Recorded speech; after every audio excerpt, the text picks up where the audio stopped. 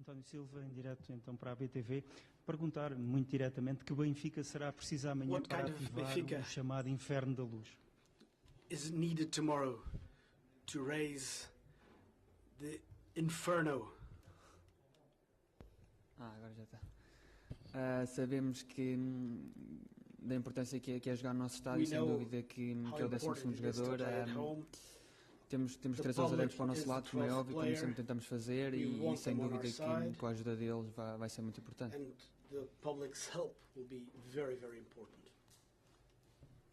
Muito boa tarde, António Silva, Rui Pedro Rocha para a Sport TV. O António praticamente não jogou até agora na Liga dos Campeões, foi expulso no primeiro jogo com o Salzburgo aos 13 minutos, mais coisa menos coisa.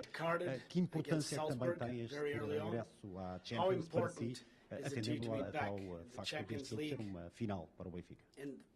Não, o mais importante é que o Benfica amanhã vai jogar mais um jogo da Liga dos Campeões e que temos nas nossas mãos a passagem à próxima fase. Sabemos que dependemos apenas de nós para passarmos, e é isso que vamos tentar fazer amanhã. Boa tarde, António. Walter Marques, Jornal Record. O Benfica tem tido algumas dificuldades em manter o seu quarteto defensivo devido às lesões e aos problemas físicos. Eu perguntava-lhe se isso pode ajudar a explicar o facto da equipa no mesmo número de jogos relativamente ao Benfica já ter sofrido praticamente o dobro dos golos. É uma pergunta muito interessante, porque se olharmos para aquilo que foi o ano passado, como você disse, sofremos muitos menos golos. Mas é algo que eu acho que é muito coletivo, estamos a tentar melhorar, sabemos que ainda temos muito a melhorar e sem dúvida que é um dos aspectos que nós trabalhamos sempre durante a semana e esperamos reverter essa situação.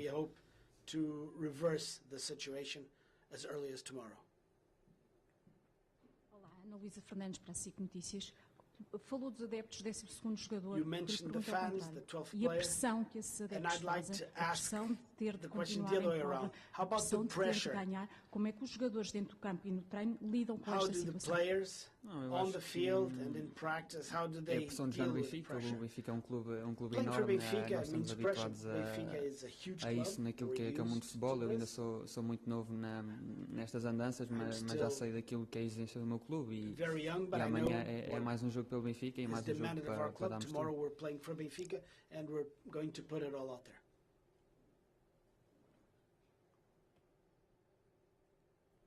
Boas, Ricardo Miguel Gonçalves, 00. O António, com 19 anos, já vai fazer, em princípio, o seu 12º jogo na Liga dos Campeões. É uma peça importante numa equipa como o Benfica. Pergunto se calhar há 2 anos se via estar nesta posição e, acima de tudo, qual é a sensação de estar nessa posição? Eu já respondi muitas vezes a isso, nunca esperei, estou a desfrutar, tive cerca de 7 anos na formação para hoje poder estar aqui nestes palcos a representar a equipa principal do Benfica. E estou a desfrutar, tento ajudar ao máximo aqui, que são os meus colegas dentro de campo, no treino, e é isso, é tentar ajudar ao máximo o Benfica e os meus colegas.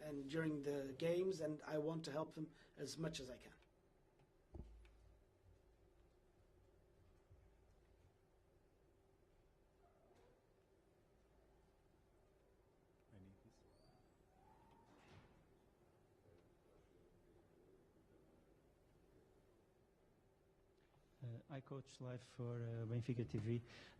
As equipas de Roger Schmidt e também de Emmanuel Alguacil acabam por partilhar alguns dos conceitos de jogo, como a pressão alta e também uma mescla entre ataques rápidos e também a posse. São duas equipas que de alguma forma encaixam, têm o mesmo ADN. O que lhe pergunto é, tendo em conta esse cenário, o que é que pode marcar a diferença no jogo de amanhã? What can make the difference for tomorrow's match? Yeah, I think it's a good question. So when we analyze Real Sociedad, then of course you see a team, like you said, who play intensive football, who are technical-wise with a clear approach in defending, in attacking, very good in transition moments. Doesn't matter if they lose the ball, but especially when they win balls. We have players who put a lot of effort in being available for transition moments, for counter-attacks. Yeah, that's true. So I see a very good team. So that's why I know that we have to play on our top level. They are in a good shape. So they played a top season last season to qualify for Champions League as one of the top teams in Spain at the moment. They are used to each other. So I think a very balanced team, and that means for us that is a difficult game, but we play at home. And I think we know also that we are able in our stadium, but there's also a way to win also against teams who have a very good run. And so that is our task for tomorrow. So the situation is like it is. It was not the perfect start in the Champions League for us. Started with 2 penalties in 10 minutes and a red card at home, so that's always a difficult situation. I think nevertheless we showed even in this match that we can also manage difficult situations, but at the end we lost, and we lost again in Inter. Is not a shame, but that means now when there are only 4 matches left, and if you want to qualify for knockout stage and want to be one of the 2 teams, then of course you have to change the momentum, and that's our task tomorrow. Will be a tough match until the last minute, 100%, but we count on our fans, the support of our fans, and we count also on our togetherness in the team, on our spirit and our quality.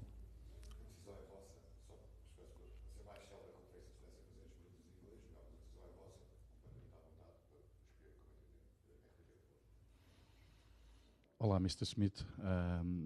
Este é o jogo mais importante da época até este momento, e se é uma final para o Benfica chegar aos 16avos. Obrigado.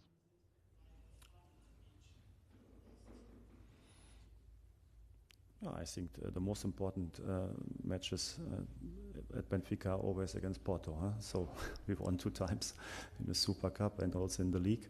And tomorrow is not a final decision, but I know what you mean. So of course we have big ambitions also in the Champions League, and we want to stay in the Champions League. The team put a lot of effort last season in winning the league and qualifying for Champions League, and now we want to stay in this competition. It's the greatest competition in club football. That's why this is very important for us, for our motivation and our passion to play on this level, and that's why we will invest tomorrow everything to. Like I said, to win the game and to create a new situation in the group. Hello, Mr. Schmidt. No points so far. Getting the 3rd place is a good result now for Benfica and the Europa League. I already talked now a lot about being one of the 2 teams who qualify for knockout stage. So that's our goal. That's still our goal. So it was from the beginning our goal, and we will not change this goal as long as we have the chance. And at the moment, to be honest, everything is now in our own hands. So we can do it without any support of the other teams. So when we are focused on our games, of each single minute in each game, then we are able to qualify for a knockout stage. So that's in our head. Boa tarde, Pedro Neves de Sousa, CMTV. Já sabe se Di Maria pode jogar amanhã? Yeah, first of all, I'm very happy that all of them were today in training. So Angel, Alex Bar and Orkun. So that's good news. Now I have to check with the players and also with the medical department how we manage the situation for tomorrow. On one hand, we don't want to take any risk, it's very clear, but on the other hand, it's a very important match. So we have to work until even maybe tomorrow. We have to work to create a small chance to have them in the squad. Doesn't matter, maybe from the start or on the bench. So right now I cannot 100% guarantee if the players are fit, but we are still working on that.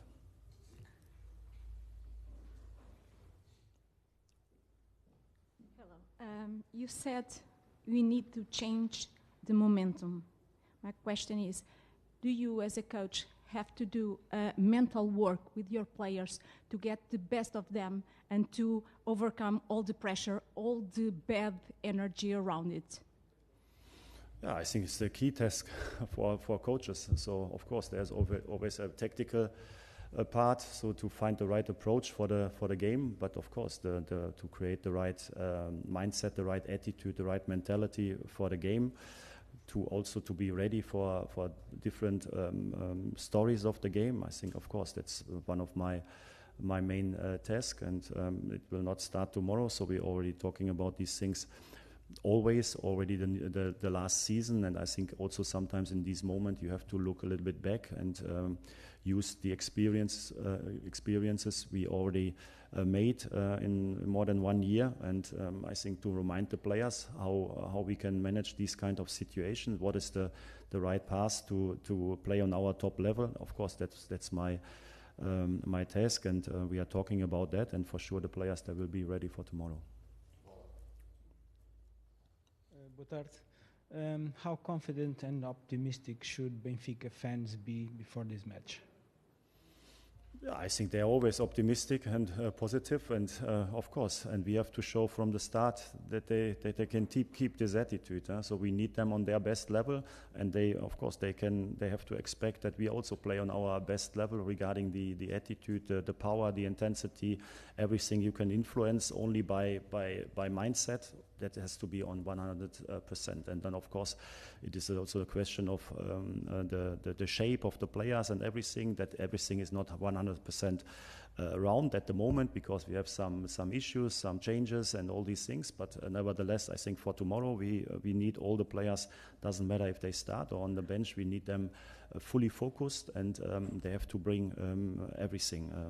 I think that's what I see in training, and then tomorrow with the first whistle we have to put it into practice on the pitch.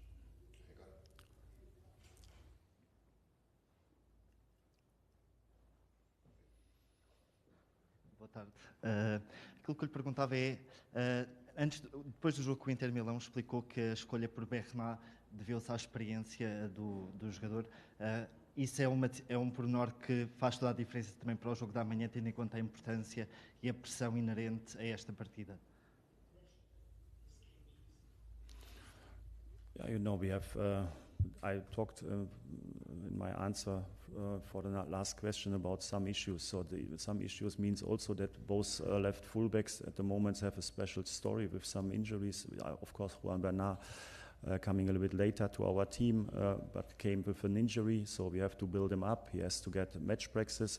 He played now a few games, some minutes, and of course he also got a lot of training. So of course he is now in a much better shape, for example, than a few weeks ago. And the same situation is with David Jurasek. So he started well, then he got the injury in Boa Vista, and he was out for a couple of weeks. But also there, each week is going better and better. And so at the moment, both are maybe not on 100%, but I think they are good enough to play these kind of matches. And yeah, we will see what is my decision for tomorrow.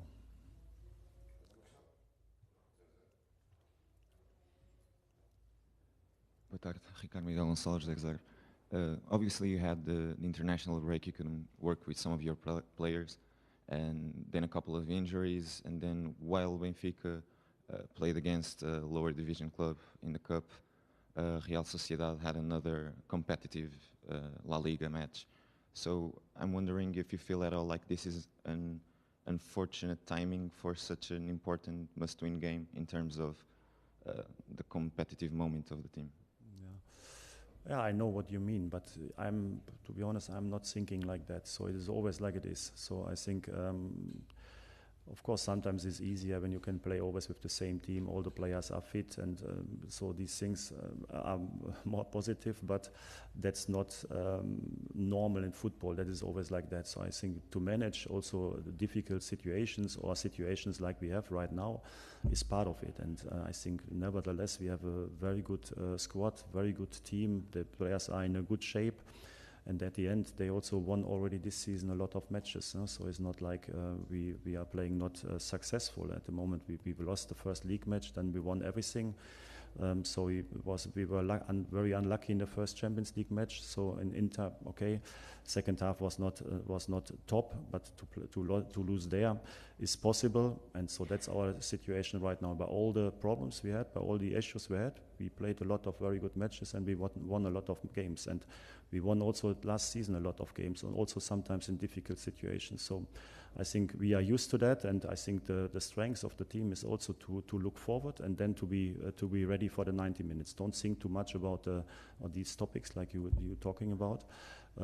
It's more important to accept and then to do the best on the pitch. Okay, thank you.